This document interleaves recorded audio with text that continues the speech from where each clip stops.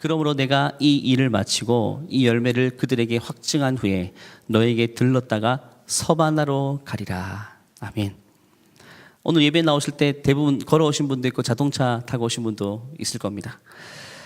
자동차 한 대를 조립하기 위해서 엄청난 많은 부품들이 필요합니다. 나사나 볼트 같은 것 사실 자금까지 포함하면 한 2만여 개가 넘는 부품들이 모여서 이게 우리가 타고 다니는 자동차가 만들어질 수 있다고 합니다.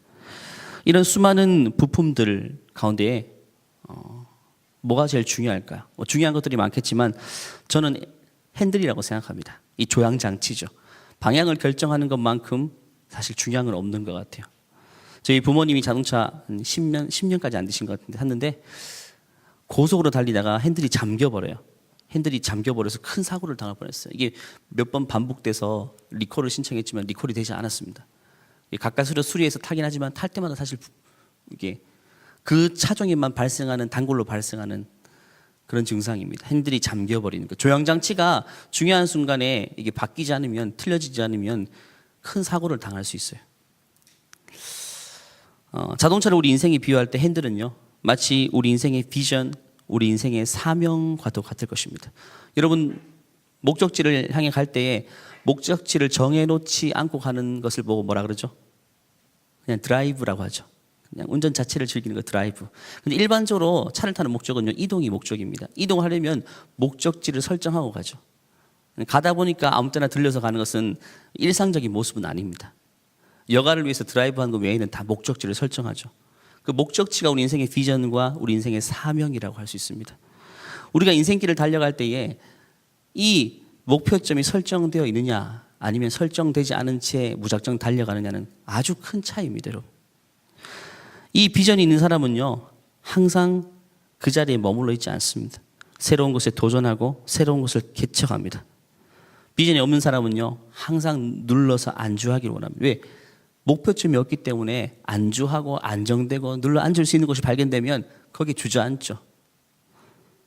근데 비전이 있는 사람들은요 제자리에 머무르지 않고 늘 새로운 것들을 시도합니다. 비전 있는 사람은 편안한 자리에 머무르고 안주하려고 하지만 왜냐하면 쓸데없는 모험이 필요 없거든요.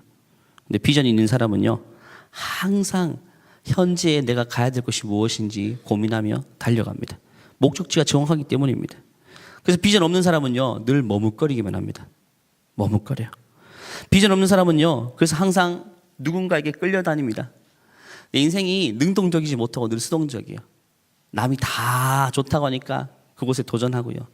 시대와 유행에 따라서 늘 머뭇거리고 방향이 새롭게 설정됩니다. 혼란스러워요. 자기 자신이 인생을 주도하는 것이 아니라 다른 사람이 어떤 외부적인 환경이 자꾸 나를 주도합니다.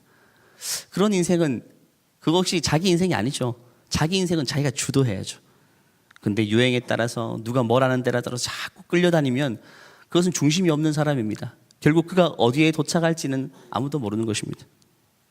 정작 그 자동차는 움직이고 있지만 차가 앞으로 가고 있긴 하지만 이 방향이 스스로 움직이지 않은 컨트롤 안 되는 것처럼 핸들이 떨어져 버리는 자동차처럼 마치 이것은 견인되어 가는 자동차. 고장나면 견인차가 업어서 태워서 가죠. 우리 인생이 그런 인생이 되면 얼마나 비참합니까? 맞죠? 내가 스스로 목표를 설정해서 달려가야지 견인차가 나를 끌고 가는 것처럼 그냥 끌려다니는 인생이면 참 비참한 인생인 것입니다. 오늘 본문 로마서를 쓴 저자는 사도 바울인데요. 그의 인생의 특징은요. 비전이 확실하고 뚜렷하다는 것입니다. 너무나도 선명한 기준을 가지고 있다는 것입니다. 15장 한 장만 보아도 바울은요. 머릿속에 자신의 꿈과 비전이 무엇인지 계속해서 우리에게 역사를 하고 있습니다. 그리고 그 비전을 이루기 위해서 구체적인 계획까지 아주 뚜렷하게 세우는 사람이에요. 저는 두 가지 단어를 새롭게 정의하기를 원하는데요. 첫 번째는 비전이라는 단어, 두 번째는 사명이라는 단어입니다. 여러분 마음대로 써도 되지만 제 나름대로 이렇게 정의하고 싶습니다. 비전은요. 바라보는 것입니다. 목표입니다. 원거리입니다. 최종 목적지입니다. 우리 전 인생을 달려서 도달하고 싶은 최종 목적지가 비전. 비전은 말 그대로 바라보는 것이죠. 보는 것입니다. 그러면 사명은 뭘까요? 비전을 이루기 위해서 단기간에 내가 해야 될 목표점이라고 할 수 있습니다. 맞죠? 정말 내가 무인도에 있는데 탈출하고 싶어요. 맞죠? 그러면 탈출하는 것이 비전입니다. 탈출해서 다른 대륙에 도착하는 것이 늘 꿈이고 비전인데 비전만 있으면 안 되죠. 비전을 이루기 위해서 실천 사항들이 있죠. 올해에는 내가 나무를 캐가지고 갈아가지고 뗏목을 만들어보자. 안 되면 내후년에는 뭐죠? 아니면 구호신호를 보내기 위해서 불을 피워보자. 이런 실제적인 단기간의 목표와 소명이 있어야 돼요. 그것이 바로 저는 사명이라고 하고 싶습니다. 바울은 비전과 사명에 대해서 늘 강조합니다. 자신의 비전과 자신의 사명을 늘 이야기해요. 바울의 비전을 한번 볼까요? 바울이 평생 달려가고 싶은 그 최종 목적지 15장 16에서 18절입니다. 한번 읽어볼게요. 시작. 하나님께서는 나를 이방인을 위한 그리스도 예수의 하나님께서 받으실 만한 제물이 되도록 하기 위해 하나님의 복음을 전하는 제사장의 직무를 담당하였습니다. 그러므로 나는 그리스도 예수 안에서 하나님을 섬긴 일을 자랑스럽게 생각합니다. 그리스도께서 내가 전하는 말과 행동을 통해 이방인들을 하나님께 복종하게 하신 일 외에는 어떤 것도 감히 말하지 않겠습니다. 그는 뚜렷한 비전이 있으니까 삶이 단순합니다. 비전 집중적입니다. 사사로운 것을 얽매이지 않습니다. 그리고 자기 비전을 17절에 자랑스럽게 생각한다고 합니다. 자랑스럽게 생각한다. 그 비전은 뭐냐면 16절에 있는 것처럼 이방인들을 예수님께로 인도하는 겁니다. 뚜렷한 비전이요. 유대인 외의 이방인들, 헬라 문화권에 있는 이방인들을 예수님께로 인도하는 것이 평생에 바라보고 달려가는 목표점이라고 말합니다. 이것은 바울 스스로에게서 나온 비전이 아니라 하나님이 주신 비전입니다. 여러분, 비전을 설정할 때 중요한 것은요, 나로서부터 나오는 것인가 하나님께로부터 오는 것인가 출처가 굉장히 중요합니다. 나로서부터 오는 것은요, 한계가 있습니다. 나로서부터 오는 것은요, 계속 바뀔 것입니다. 중심이 없습니다. 하나님께로부터 오는 것이 진짜 비전입니다. 여러분, 아직까지 비전 없이 인생의 향방을 발견하지 못하고 있다면 기도하는 가운데 여러분 하나님의 음성을 들으시기 바랍니다. 그렇기 때문에 금식 기도에 수련회 이런 기도 시간이 특별히 집중해서 기도하는 시간이 필요합니다. 이것이 설정되지 않고 그냥 열심히만 달려왔다면 이런 기회를 통해서 하나님께 기도하면서 평생에 달려갈 인생의 좌표를 달라고 하나님께 기도하는 게 정말 중요한 것이죠. 바울은 자신이 헬라 문화권에서 태어났습니다. 태어날 때부터 로마 시민권을 가졌습니다. 유대인의 혈통이지만 유대인을 벗어난 굉장히 넓은 바운더리에서 맞죠? 제2외국어를 쓰면서 자랐습니다. 그렇기 때문에 하나님이 이방인들을 위한 사도로 그를 불러주신 겁니다. 뚜렷한 소명이 있었던 것입니다. 그러면 이게 바울의 비전이었어요. 그럼 바울의 사명은 뭘까요? 비전이 평생 달려갈 방향이라면 사명은 뭘까요? 바울은 자신의 비전을 향해 달려가기 위해서 첫 번째로 정한 사명이 있습니다. 사도행전 13장입니다. 2절부터 4절. 이것 역시 하나님께로부터 온 사명입니다. 같이 한번 읽어볼게요. 그들이 주님께 예배하며 금식하고 있을 때에 성령께서 그들에게 말씀하셨습니다. 바나바와 사울을 따로 세워 내가 그들에게 맡긴 일을 하게 하여라. 그래서 그들은 금식과 기도를 마친 뒤에 바나바와 사울에게 손을 얹고 그들을 떠나보냈습니다. 바나바와 사울은 성령의 보내심을 받아 실루기아로 내려갔습니다. 그곳에서 그들은 배를 타고 키프로스로 건너갔습니다. 키프로스는 지금 키프로스 공화국이라고 설정되는 지금 현재 나라 이름과 똑같습니다. 지중해에서 세 번째로 큰 어마어마하게 큰 섬입니다. 바울은 첫 번째로 내가 이방인의 사도로서 이방인을 전도하는 것이 내 평생에 달려갈 비전이다. 그 비전을 이루기 위해서 첫 번째 단계, 하나님이 보내신 첫 번째 사명은요, 키프로스로 가는 것입니다. 개역 개정에서는 구브로 섬이라고 표현되어 있습니다. 구브로 섬에 가서 복음을 전하는 것이 첫 번째 사명이었습니다. 그리고 그 첫 번째 사명이 완수된 다음에 또 다른 무대로 옮겨갑니다. 그는 키프로스를 떠나 아시아 전역, 비시디아 안독에 도착하고 아시아 전역을 다닙니다. 그리고 사도행전 16장으로 넘어가면요, 아시아를 넘어가서 이제는 최초의 유럽으로 건너가는 새로운 비전을 받습니다. 새로운 사명을 받습니다. 마게도냐 환상을 통해서 하나님은 사도 바울을 통해서 너는 아시아에 머물러 있지 말고 유럽 대륙으로 건너가라는 새로운 소명을 주시는 겁니다. 그때 하나님이 다른 소명들을 주십니다. 하지만 비전은 항상 동일합니다. 목표점은 동일합니다. 그는 갈수록 무대가 넓어집니다. 물론 이 사명 역시 하나님이 주신 겁니다. 사도행전 16장 말씀 한번 볼까요? 그가 유럽으로 가는 사명을 받는 순간입니다. 같이 읽어볼게요. 바울이 그 환상을 본 뒤에 우리는 하나님께서 우리를 부르셔서 마게도니아 사람들에게 복음을 전하게 하셨다고 확신하고는 즉시 마게도니아로 떠날 준비를 했습니다. 우리는 배를 타고 드로아를 떠나 곧장 사모드라게로 갔다가 이튿날 네아폴리로 갔습니다. 다시 네아폴리를 떠나서 로마의 식민지요 마게도니아의 지방의 중심 도시인 빌립보로 갔습니다. 우리는 며칠 동안 그곳에서 머물렀습니다. 하나님이 새로운 소명을 주니까 주저하지 않고 짐을 싸서 유럽으로 가는 배에 몸을 싣습니다. 그리고 유럽의 첫 관문이자 가장 큰 도시인 빌립보라는 도시에 도착해서 거기서 또 다른 사명을 시작하는 것입니다. 멋있어요. 바울은요, 비전이 확실하고 사명이 확실하니까 그의 인생에 주저하는 법이 없어요. 주저하는 법이 없습니다. 누가 끌려다니는 인생이 아니라 본인이 주도해서 인생을 살고 있습니다. 얼마나 멋있습니까? 사도행전 20장을 보면요, 아시아에서 선교를 마치고 예루살렘에 돌아가려고 하는 사도 바울은요, 사람들을 만류해요. 지금 거기 가면 너의 목숨을 노리는 사람들이 있어라고 이야기합니다. 너의 목숨을 노리는 사람이 있어. 근데 바울은 분명한 비전과 사명이 있기 때문에 그는 그 앞에서 이렇게 말합니다. 바울의 멋있는 말 한번 들어볼까요? 이것이 우리의 고백이 되어야 될 거예요. 같이 읽어보겠습니다. 보라, 이제 나는 성령에 매여 예루살렘으로 가는데 거기서 무슨 일을 당하는지 알지 못하노라. 오직 성령이 각 성에서 내게 증언하여 결박과 환난이 나를 기다린다 하시나 내가 달려갈 길과 주 예수께 받은 사명 곧 하나님의 은혜의 복음을 증거하는 일을 마치려 하면은 나의 생명조차 조금 더 귀한 것으로 여기지 않는다.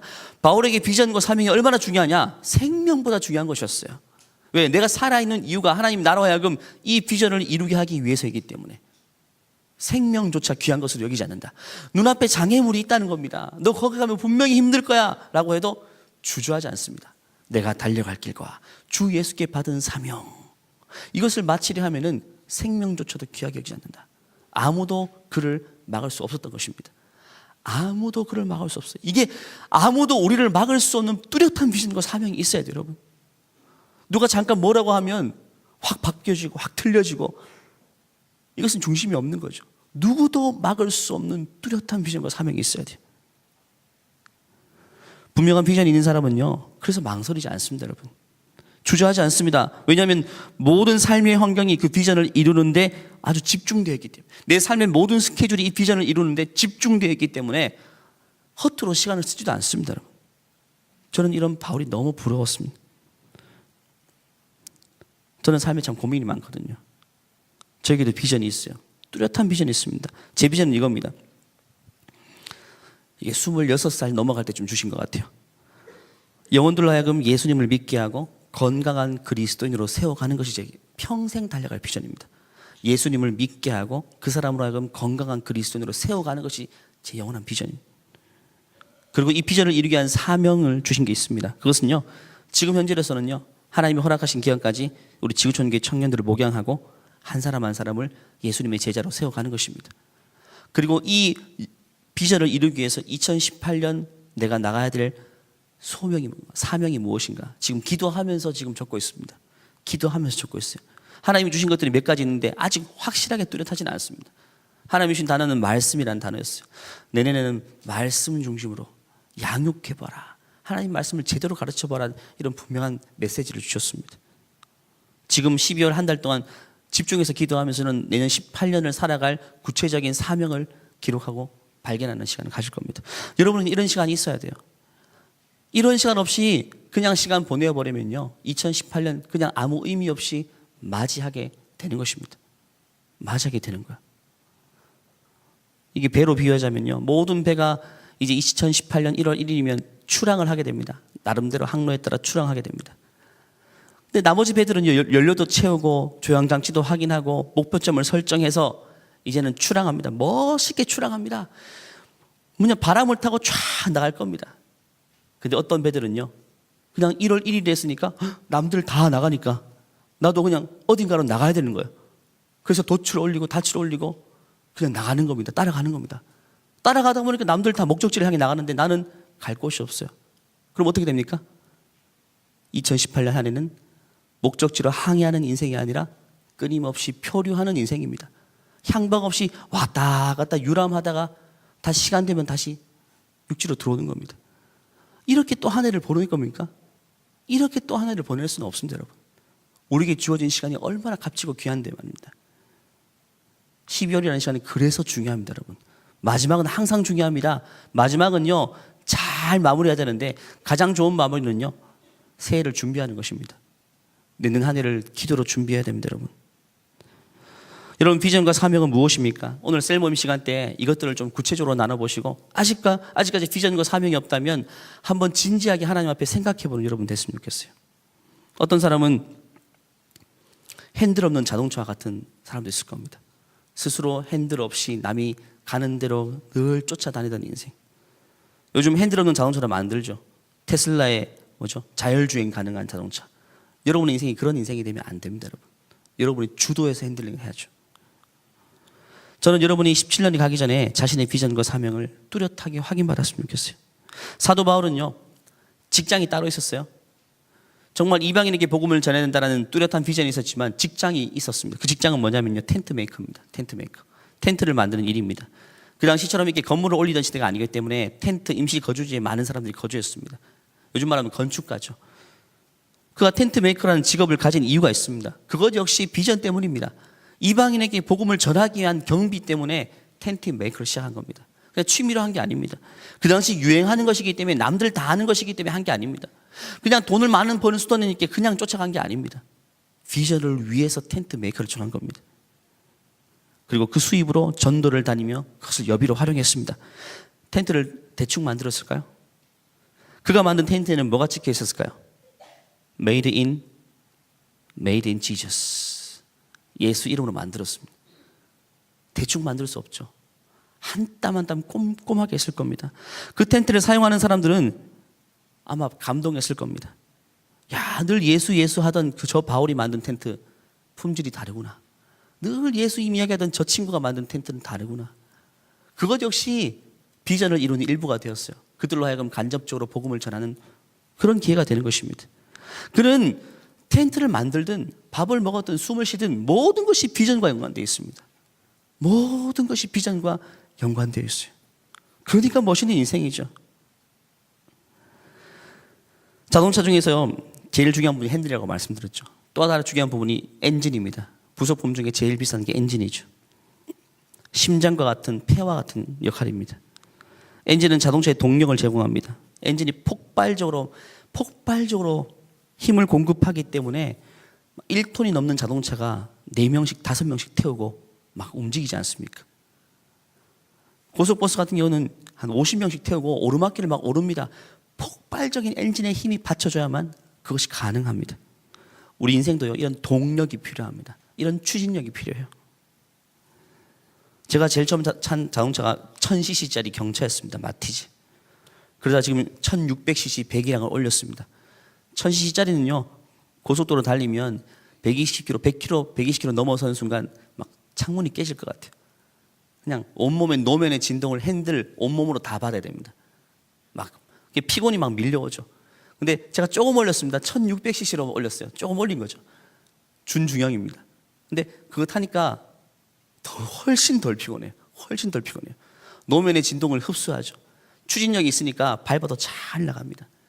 근데 대형차는 중형차는 2000cc, 3000cc도 있습니다. 그런 차는요, 추진력이 세기 때문에 훨씬 피로감이 덜합니다. 엔진의 사이즈가 다르죠. 고속버스는요, 이게 15,000cc인가? 만 단위가 넘어갑니다. 탱크 엔진과 똑같은 엔진입니다. 그러니까 50명씩 태워서 진짜 몇 톤짜리가 움직인 게 아니겠습니까? 우리 인생도 마찬가지입니다. 우리 인생도 이런 동력이 필요하다는 겁니다. 저는 이것을 열정이라고 봅니다. 열정. 체력이 아니라 열정이라고 봅니다. 패션입니다. 하나님이 주신 비전과 소명이 있으면요, 그에 따른 열정이 있어야 됩니다. 삶에 대한 불태우는 열정이 있어야 돼요. 그 열정이 우리 인생의 동력입니다. 열정의 크기만큼 우리는 멀리까지 나아갈 수 있습니다. 오늘 본문 19절 말씀처럼요, 사도 바울은요, 예루살렘을 출발해서 1단계, 2단계, 3단계 비전 성취를 따라서 아시아, 유럽, 저 대륙의 끝까지 갑니다. 그러면서 그는요, 지치지가 않습니다. 왜? 엔진의 배기량이요, 저 같은 사람 한 1600cc지만 사도 바울 같은 사람은요, 한 5000cc입니다. 배기량이 달라요. 열정이 다릅니다. 그러니까 웬만큼 달려도 지치지 않습니다. 바울은요, 가는 곳마다 핍박당하고 돌 맞았어요. 어떤 때는 돌을 맞았습니다. 죽은 줄 알고 시체 옮기는데 옮겨놨습니다. 거기서 일어서서 또 복음 전하러 갔습니다. 우리 같은 사람 그런 일을 하면 다음 어떻게 됩니까? 거의 한 6개월, 1년 동안 쉬면서 상담 치유받아야 되죠. 정신과 진료. 그래야지 재기할 수 있을 정도입니다. 바울은 아닙니다. 돌 맞으면 돌 맞는 대로, 목숨이 붙어 있으면 붙어 있는 대로 여전히 일어서면 비전을 향해 나가는 겁니다. 배기량이 달라요. 열정의 크기가 다릅니다. 요즘처럼 자동차나 비행기가 있어도요, 아시아, 유럽 대륙 넘어가려면요 쉬운 일 아닙니다. 근데 바울은 2000년 전의 사람입니다. 목선입니다. 배로 만든 나무를 타고 다니는, 배로 만든 나무로 만든 배를 타고 다니는 시대입니다. 15세기 콜럼버스가 대서양을 건너서 신들에게 건너갔죠. 1500년 전의 일입니다, 여러분. 목선을 타고 수만 킬로미터를 횡단하며 복음을 전했습니다. 근데 그 열정을 멈추지 못했어요. 사도 바울의 마지막 꿈은요, 로마로 가는 겁니다. 로마. 세상의 중심이 로마였기 때문에. 로마서는요, 로마의 성도에 쓰는 사도 바울의 편지입니다. 사도 바울이 로마에 가기 전에 편지로 교회들에게 안부를 전하는데요. 근데 로마가 끝이 아닙니다. 하나님이 새로운 꿈을 보여주십니다. 그 꿈이 뭐냐면요, 로마를 거쳐서 그 당시 세상의 끝이라고 하는 서바나입니다. 서바나는 스페인입니다. 유럽 여행 자주 한번 가본 스페인 가봤죠. 그 당시엔 세상 끝이라고 봤던 스페인입니다. 로마서 15장 28절 말씀 볼까요? 같이 읽겠습니다. 그러므로 내가 이 일을 마치고 이 열매를 그들에게 확증한 후에 너에게 들렸다가, 너희는 로마입니다. 로마에 들렸다가 서바나로 가리라.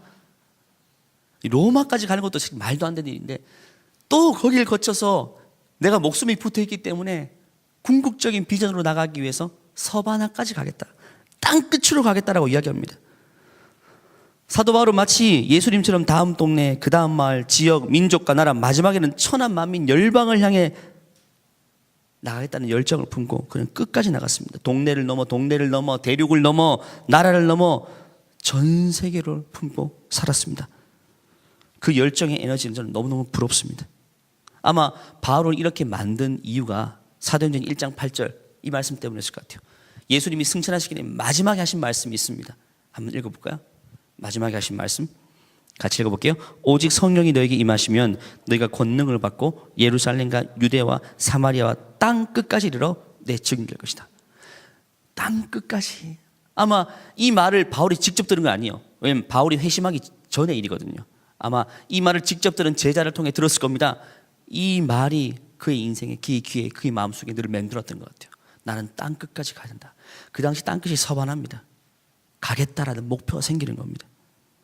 그 당시에도요, 모든 사람들이 먹고 살기 위해 아둥바둥하는 인생이지만 바울은 달랐다는 것입니다. 바울과 우리는 동일하게 부름받은 사람이에요, 여러분. 저와 여러분도 이런 비전에 이끌리는 인생이 되어야 되는 것입니다. 우리 삶이 바로 이런 삶이 되어야 돼요. 비전과 열정은요, 맨 땅에 생겨나는 것이 아닙니다. 비전은 하늘로부터 받아야 됩니다. 주님께로부터 받아야 됩니다. 내가 아직까지 방향이 결정되지 않고 목표가 설정되지 않았다면 정말 12월 한 달 기도하십시오. 내년 2018년 아무런 계획도 없고 비전을 이루기 위한 아무런 사명도 발견되지 않았다면 또 한 해 표류할 수밖에 없어요. 12월 달 기도하는 가운데 목표를 세우고 스케줄을 정하십시오. 너무너무 중요합니다. 그리고 여러분의 인생의 배기량이 너무나도 작다면, 나는 경차 같은 배기량이야, 조금만 가도 지치고 남들은 두세 가지를 하는 나는 하나만 하면 지치고, 그러면요 배기량을 업그레이드 해달라고 기도해야 됩니다. 여러분, 엔진이 굉장히 중요해요.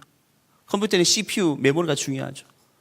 노트북을 제가 한 달 전에 바꿨는데 정말 감동했습니다. 삼성 노트북 바꿨는데 삼성 정말 대단한 것 같아요. 감동했습니다. 그냥 창이 열리고 닫히는데 시간도 안 걸려요. 지문으로도 열립니다. 지문 딱 찍으면 바로 열려요. 부팅하는데 3, 4초밖에 안 걸려요. 사용자가 얼마나 편리합니까? 사용자가 원하는 대로 다 열리고 닫히고 인터페이스가 움직입니다. 하나님이 우리를 이렇게 우리 인생을 사용하시는데 우리 인생이 이런 인생이 되어야 하지 않겠습니까? 하나님이 우리 인생을 통해 창을 하나 여는데 1년 걸려요. 닫는데 1년 걸립니다. 어떻게 우리를 사용할 수 있겠습니까? 하나님 우리에게 말씀하시면 즉각적으로 순종하고, 하나님 멈추라면 즉각적으로 멈추는 게 우리 인생이 돼야 되죠. 우리 인생의 엔진의 배기량을, 우리 인생의 CPU를 높여야 돼요. 업그레이드 시켜야 됩니다. 그것은 맨 땅에서 되는 것이 아니라 하나님께 이걸 두고 기도하십시오. 저는 열정 자체가 없는 인생이었어요. 목표가 없었기 때문에 20살 때 예수님 믿고 성격을 바꾸게 해달라고 기도하고 열정을 달라고 기도했습니다. 청년들이 저보고 열정이 많대요. 지금도 열정이 많대요. 저는 원래 이런 사람이 아닙니다. 그걸 두고 정말 많이 기도했습니다. 저는 지금도 부족한 것 같아요. 저는 지금도 제 인생의 엔진의 배기량을 높여달라고 계속 기도하고 있습니다. 저는 일을 조금만 더 지칩니다, 여러분. 이게 목사님들이 사무실에 많지만요, 어떤 목사님을 보면요, 두세 가지 큰 일을 해도 지치지 않는 분이 있어요. 저는 한두 가지만 해도 소진되고 지쳐요. 이건 체력의 문제가 아니라 열정의 문제입니다. 저희 담임 목사님 저보다 연세가 훨씬 많으시죠. 근데 담임 목사님 시간을 거의 분 단위로 사용하십니다. 분 단위로. 엄청나게 바쁜 스케줄, 그 연세를 가지고 불편한 몸을 가지고 하시는데 안 지쳐요. 여러분 지나가서 다니면서 보십시오. 안 지칩니다. 저는 한두 가지만 해도 이렇게 지쳐요. 너무너무 힘들어요. 제 자신의 문제가 있는 겁니다, 여러분. 기도로 극복해야 됩니다. 열정을 달라고 해야 됩니다. 건강이 부족하면 건강을 달라고 기도해야 됩니다. 어떤 청년들을 보면요, 정말 학교에서도 엄청 바빠요. 제가 스케줄을 알잖아요. 교회에서 리더로 엄청 바쁩니다. 그래도 지친 기색이 없습니다, 여러분. 달려갑니다. 달려가요. 눈빛이 변함이 없어요. 그때 어떤 청년들은, 제가 비난하는 건 아닙니다, 그냥 오로지 한두 가지 일에 기말고사만 되면 보이지 않습니다. 다 남들 다치는 기말고사지만 어떤 사람은 그 시험 하나가 자기 인생의 포화 상태인 겁니다. 그 하나로 못 견딜 정도입니다. 어떤 청년들은 기말고사도 하고 아르바이트도 하고 교회 봉사도 하고 주일학교 교사도 하고 다 해낸 사람이 있어요. 멀티플레이입니다. CPU가 다르고 배경이 다른 겁니다. 그러면 자신을 업그레이드 해달라고 주님께 기도해야죠. 기도해야죠. 다 나같이 사는 게 아니기 때문에 말입니다. 자신의 인생의 욕심을 가져야 됩니다. 저도 이 나이에 계속 기도하고 있어요. 하나님 열정을 더 달라고, 열정을 더 달라고, 지치지 않게 해달라고 기도합니다. 왜냐하면 이것은 우리 인생에 너무너무 중요한 부분이기 때문입니다. 여러분의 엔진의 배기량을 늘리시기 바랍니다. 기도하길 바랍니다. 이제 학생들은 기말고사 기간이고 또 본격적으로 연말에 막바지 제일 바쁜 기간입니다. 직장도 12월이 제일 결산한다고 바쁘죠. 하나님께서 여러분이 주신 비전을 다시금 회복하십시오. 그것 자체도 여러분 감당하기 힘든 스케줄이겠지만 그럼에도 불구하고 기도하면서 새해 목표를 분명하게 세우십시오. 분명하게 목표를 세우십시오. 너무 욕심내지 말고 목표를 분명하게 세우고 정말 다 준비된 가운데에 2018년의 달력을 하나님이 딱 넘겨주실 때 모든 것들을 다 준비된 가운데 모든 목표점이 설정된 다음에 멋있게 항해를 시작할 수 있는 여러분의 인생이 되기를 간절히 축원합니다. 기도하겠습니다.